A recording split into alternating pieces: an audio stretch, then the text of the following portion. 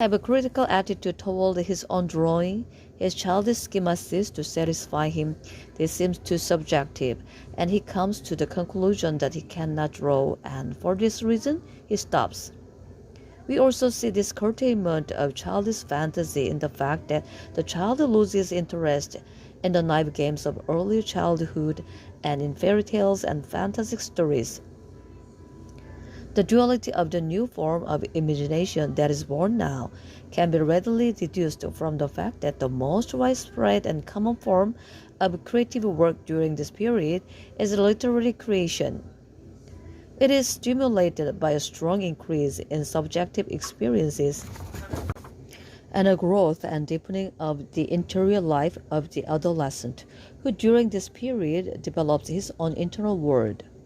However, this subjective aspect seeks to find embodiment in an objective form in poems, stories, or whatever creative forms the adolescent perceived in the adult literature surrounding him. The development of this contradictory imagination runs parallel to the further diminishment of his subjective qualities and the growth and strengthening of objective qualities. Typically, the majority of adolescents also lose interest in literary creativity very soon. The adolescents begin to adopt the same sort of critical attitude he previously took to his drawing. He begins to be dissatisfied with the objective quality of his writing and stop doing it.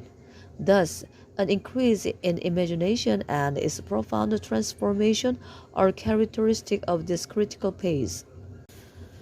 At the same time, the two major types of imagination are exhibited very clearly at this stage. These are plastic and emotional, or external and internal imagination. These two major types are primarily distinguished by the materials from which a fantasy constructs its products and by the rules of its construction. Plastic imagination primarily utilizes the data provided by external impressions. It builds using elements borrowed from without. Emotional imagination, on the other hand, builds with elements taken from within. The first of these types can thus be called objective and second, subjective. The manifestation of both types of imagination and their gradual differentiation is characteristic of adolescent period.